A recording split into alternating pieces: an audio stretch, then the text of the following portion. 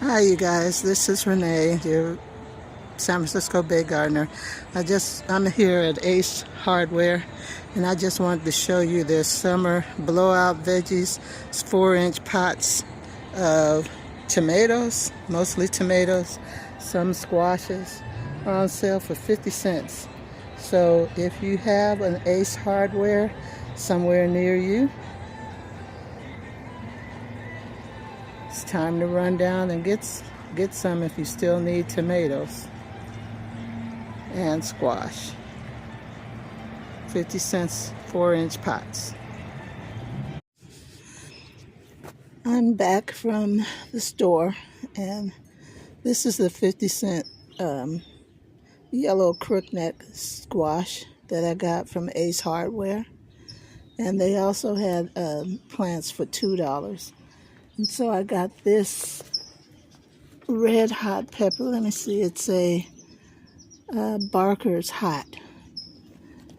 And they had several of them, but they had peppers already growing on them. And this one had one too. Can't find it right now, but yeah, there it is. So these are for $2. And they do recommend that if you do any kind of handling of this pepper, that you use some gloves, because evidently it's super hot. I'm posting this about 5 o'clock. Not posting it, but filming it. I'm filming my square foot garden that is overrun with petunias. They're covering my tomato plants. They have to go. But I don't want to waste them, so I'm going to try to propagate them. I need about 12 plants to go into, I want them to border my spruce trees. So I'm going to get them from these petunias. I'm going to use a method that I saw on YouTube, and if I can, I'll leave the link in my descriptions. Okay, so as you can see,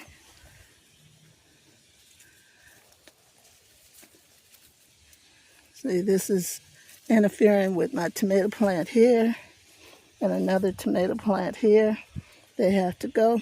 So I'm going to cut those back, and they grow back really quickly, but I'm going to try to save 12 cuttings in order to get 12 plants. Okay. Okay, so first what I did is put some potting soil in 4 old containers, and like this. And I'm putting it in this plastic container here that I got from Dollar Tree. It's cracking, but it'll be okay for this use. I'm using this because it has a lid on it, and I want this lid to protect the cuttings at night if it gets too cold, because these are going to stay outside. So anyway, what I'm going to do is I'll cut a big piece of this and then cut them off, cut pieces of them. All right. Excuse me. You guys, my allergies are getting to me. But anyway, I chopped off quite a few flowers and stems. And this is what I'm still left with. But the tomatoes are clear. Except for this mustard green plant, I'm going to have to cut back. But anyway, that's something else. But what I'm going to do, I chose the best stems, and what I'm going to do is cut off these at let me see, a leafy portion like this right here. Cut it off above the leaf, and this could be another one. And then I have a rooting powder that I'm going to use. This is called Root Boost. This is old, but I'm going to stick that in the plant, on the roots of the plant, and then I'm going to place it probably 3 to a container in those green containers. All right, so I would go like, I probably won't even need all of these, but okay, so here's the first cut right here.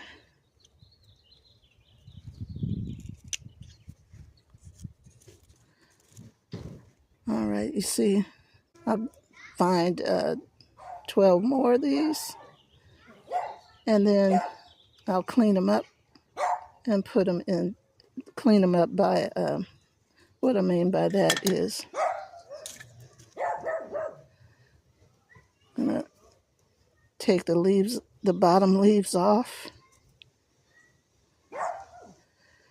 and probably, yeah, okay, open this up. And I suppose the guys, oh, the guy said it leaves a little wound, and you just stick it in the powder. There you go. And stick it in the dirt, just like that. And that's all you do. Okay, here's what I have, you guys. And I believe that the guy that I was watching was propagating fuchsias. They're a lot different from petunias. These petunia leaves were pretty big. He said you can cut fuchsia leaves in order to make room in your container. So that's what I'm going to do here with these petunias.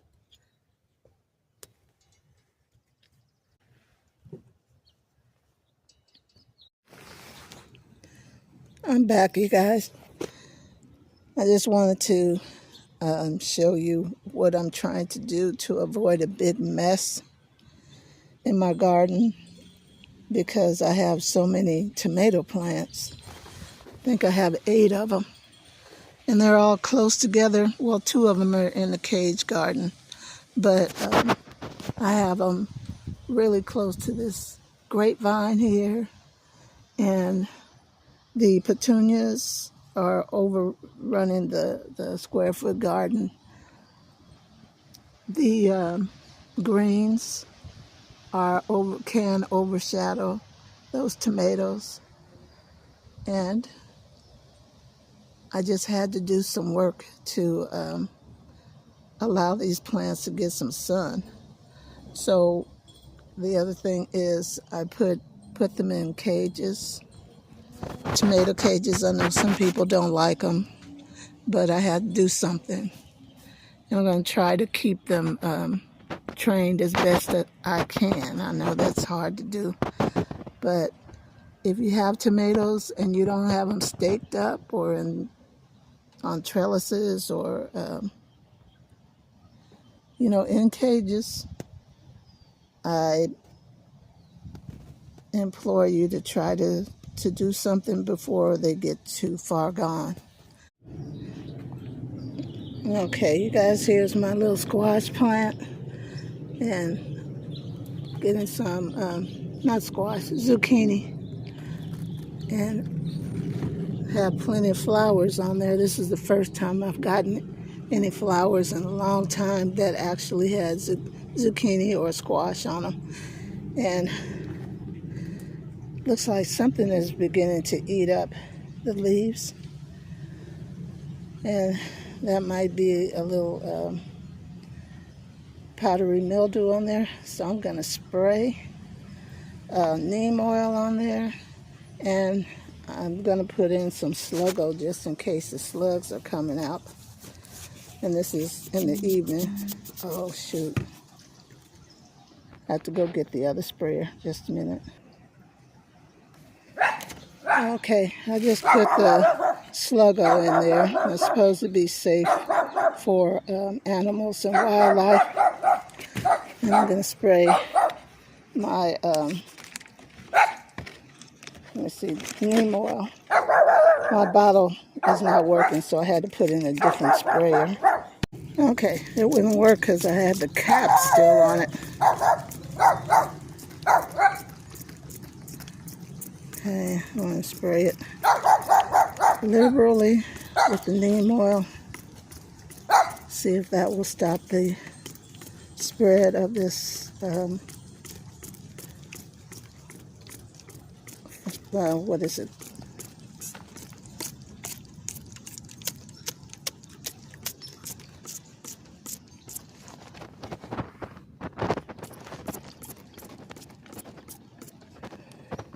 And you want to get it up under the leaves too.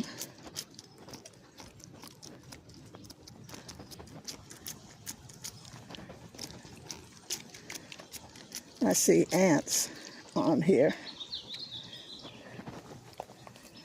I don't think ants would eat your plants up like that.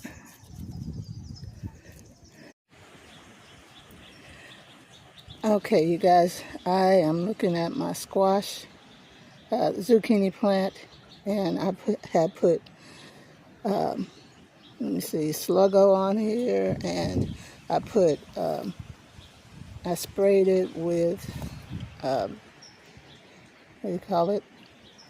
Can't think right now, neem oil. And today, this morning, I came out and I looked at these leaves. Some of my leaves are curling, and underneath the curled leaves, I found a worm, little tiny green worm, eating up my leaves on my squash or zucchini plant. I found 2 of them. So I think what I'm going to have to do is go through here. Well, I already did it. Sorry I didn't put it on the film, but go through here daily and look for worms, because evidently they don't care anything about neem oil. Look at my leaves there. That I have a good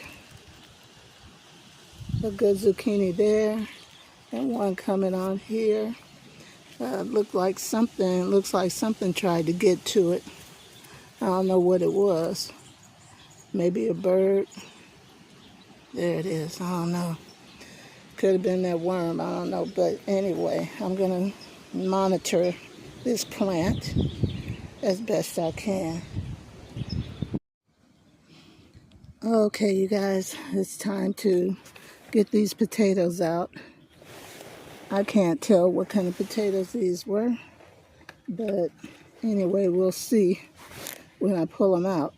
I believe they were planted in March.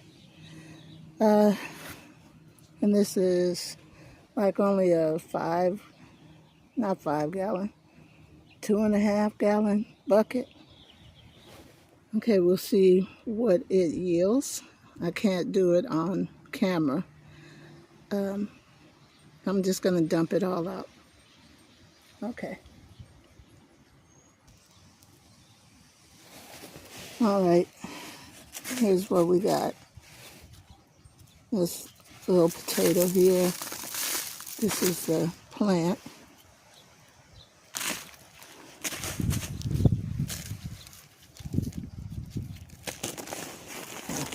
Drop that one.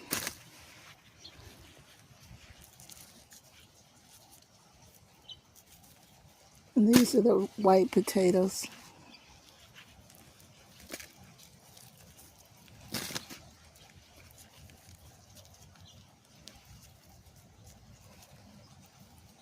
I think that might have been, that's not. I was going to say that might have been the seed potato, but I don't think so. Okay, here's another one.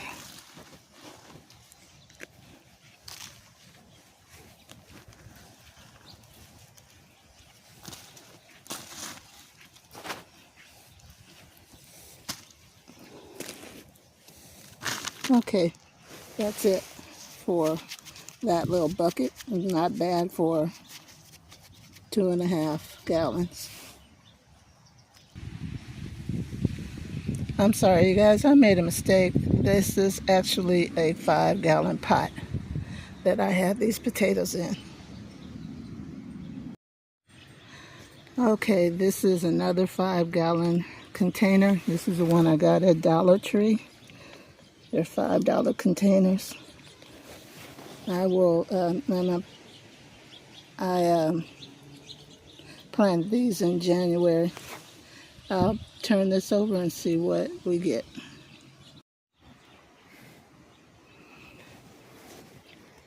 Okay, so this is what we turned over. It's got some nice dirt. I saw a worm going through it.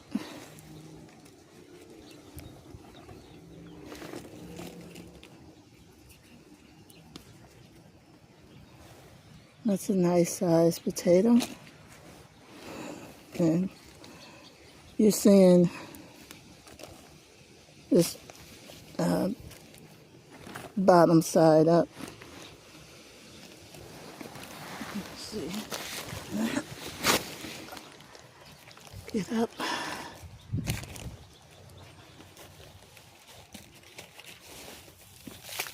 This is the plant.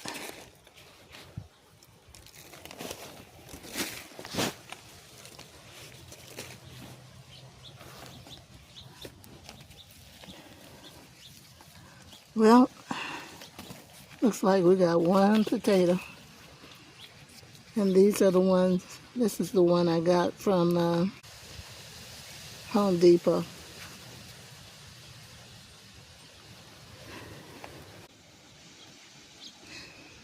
Okay, this is a 5-gallon grow bag. And this also, I'm using the potatoes that I got from Home Depot. And the first batch of potatoes in that little, it was also a 5-gallon bucket, but it was from Grocery Outlet. Okay, this one had better results. Have one. I think those two big potatoes are the seed potatoes there.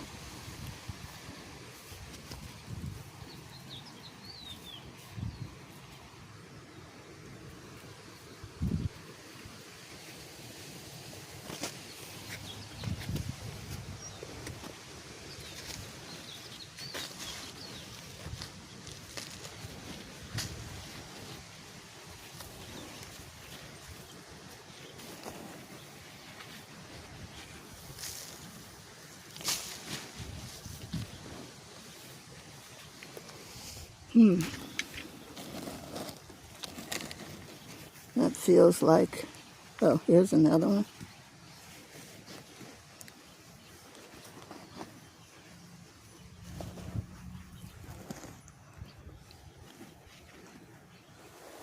Okay, so I have 1, 2, 3, 4, 5, 6, those 7 potatoes. Okay, here's another 5-gallon bucket. I don't know whether these are red potatoes or white potatoes, but we'll see after I pull them out. All right, so here's my little haul. Not too bad. It's better than last time. This one is out in the, should have been covered up. Got sun damage. But I'm surprised about the red potatoes. I still have 2 more buckets to go.